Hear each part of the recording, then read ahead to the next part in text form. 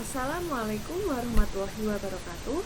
Perkenalkan, nama saya Safa Salsabil Putri Febrianti. Nah, pada kesempatan kali ini saya akan menjelaskan tentang solution pada problem 11.32 yang bagian A pada buku dan koplis.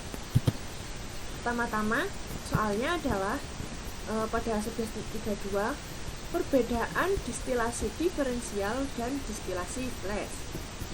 Sebuah campuran yang terdiri dari 100 kg mol yang mana berisi 60% mol N-pentan sebagai komponen A dan 40% mol N-heptan sebagai komponen B diuapkan pada tekanan 101,32 kPa kilopascal di bawah kondisi diferensial hingga 40 kg mol terdistilasi.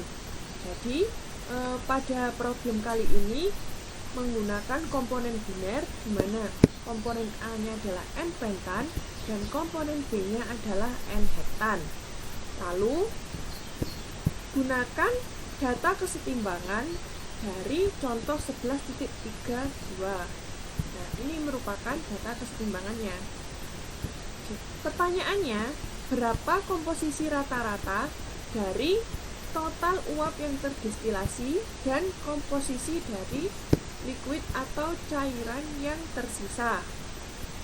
Diketahui L1 yaitu 100 kg mol, jadi mol dari campurannya 100 kg, lalu X1 nya 0,6.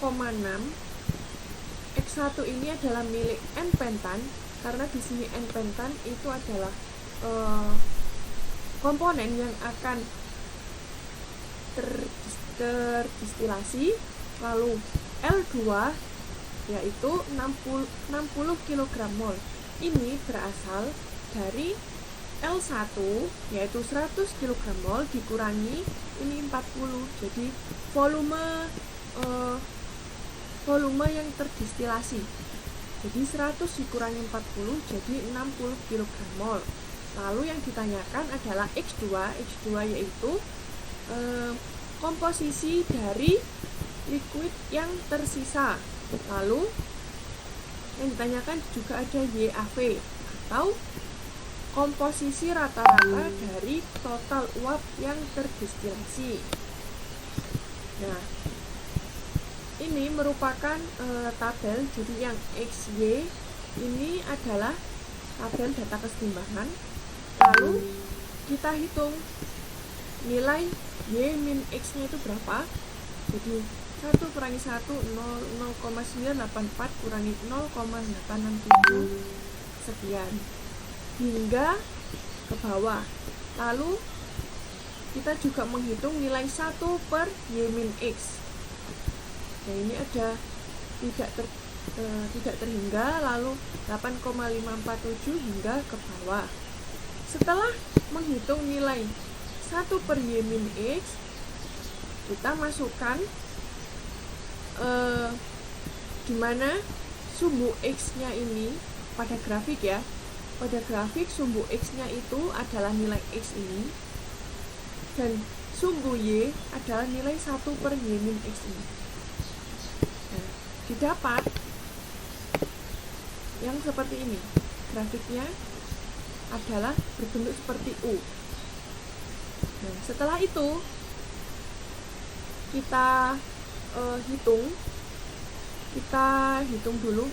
Sebelumnya untuk grafik saya di sini skalanya di sumbu X ini skalanya menggunakan 0,01. Untuk yang sumbu Y adalah 0,1. Jadi di sini 0 sampai 0,9. Lalu yang sumbu Y-nya adalah 1 sampai 9. Setelah menggambar grafik diperoleh grafik berbentuk U ini. Lalu kita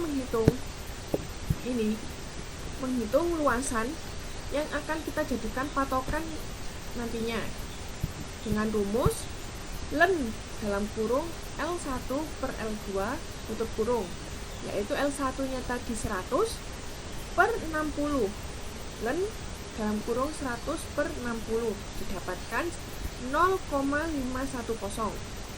Setelah itu kita masukkan ke dalam persamaan 11.310, yaitu persamaan Rayleigh dengan rumus ln dalam kurung L1/L2 tutup kurung sama dengan integral x1 hingga x2 dx per y min x. Nah, karena tadi ln L1/L2 sudah kita hitung dengan hasil 0,510, kita masukkan saja 0,510 sama dengan x1-nya tadi 0,6 hingga x2-nya nanti dicari dengan cara trial, lalu dx per y min x. Nah, setelah itu kita melakukan trial. Nah, target dalam trial nantinya adalah mendapatkan L dengan nilai 0,510 atau mendekati 0,510. Diketahui x1-nya adalah 0,6. Nah, kita plotkan nilai 0,6 ini pada sumbu x di sini. Lalu kita tarik garis ke atas hingga menabrak grafik, lalu tarik garis ke kiri. Nah, penarikan ke kiri ini kita baca nilai pada sumbu y-nya. Ini berapa nilainya?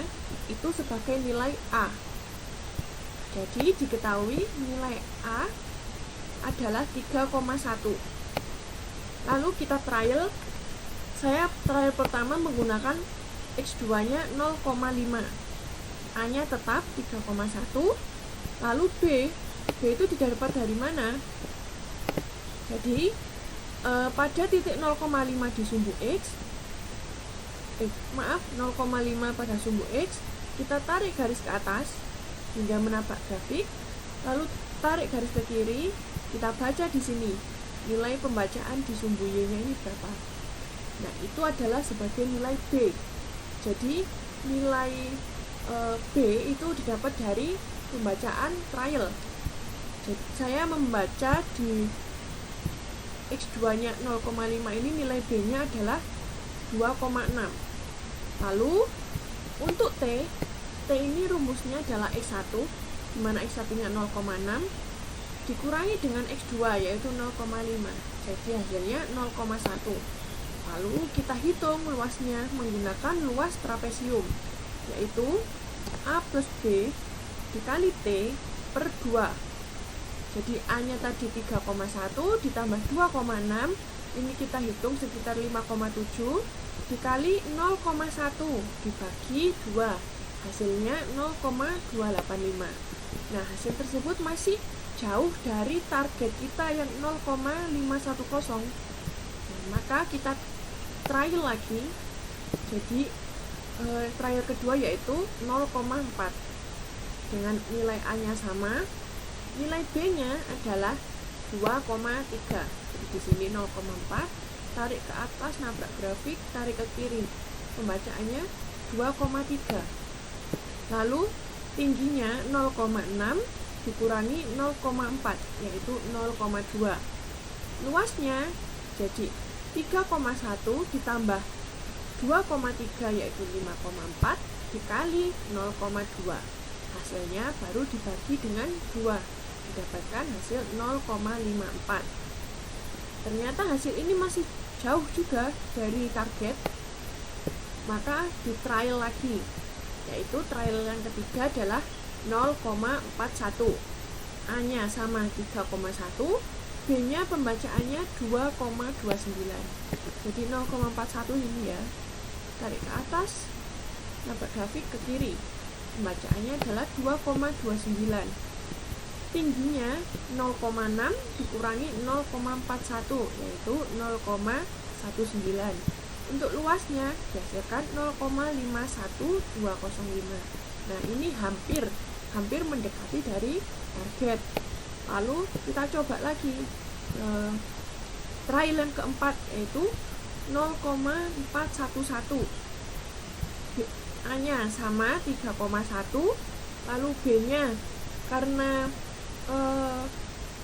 letak dari grafiknya yang seperti ini, maka pembacaan nilai B tidak jauh beda atau bahkan sama dengan trial yang ketiga, yaitu 2,29.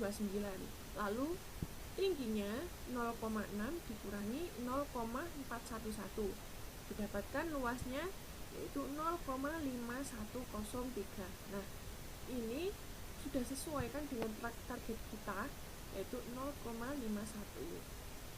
Nah, setelah kita mendapatkan nilai X2 nya adalah 0,411 ini, kita hitung nilai YAV atau Y average dengan persamaan 11.311. Rumusnya L1X1 sama dengan L2X2 ditambah dalam kurung L1 min L2 tutup kurung kali YAV.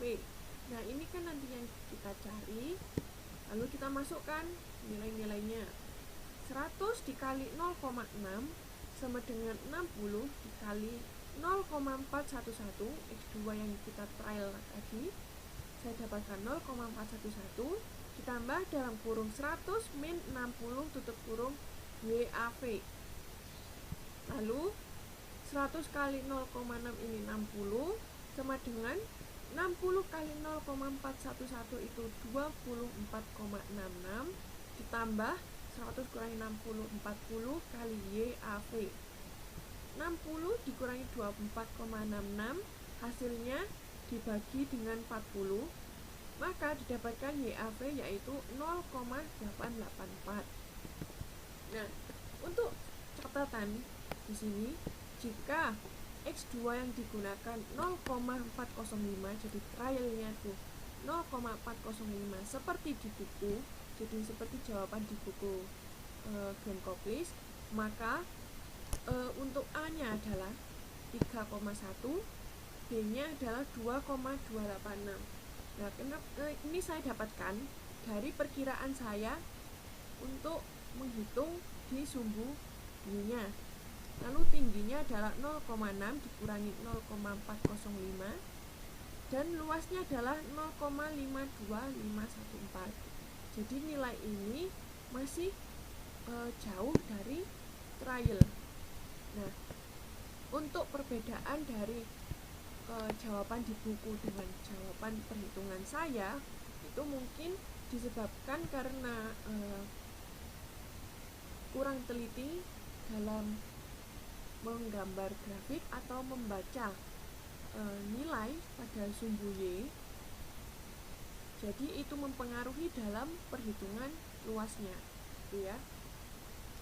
Jadi nilai X2 sama dengan 0,411 dan nilai YAV sama dengan 0,884. X2 nya ini adalah yang tadi X2 nya itu adalah komposisi liquid yang tersisanya itu tadi 0,411, lalu rata-rata komposisi dari total uap yang terdistilasi adalah 0,884. Jadi seperti itu pembahasan soal 11.32 bagian A dari saya. Cukup sekian, apabila ada kesalahan saya mohon maaf. Wassalamualaikum warahmatullahi wabarakatuh.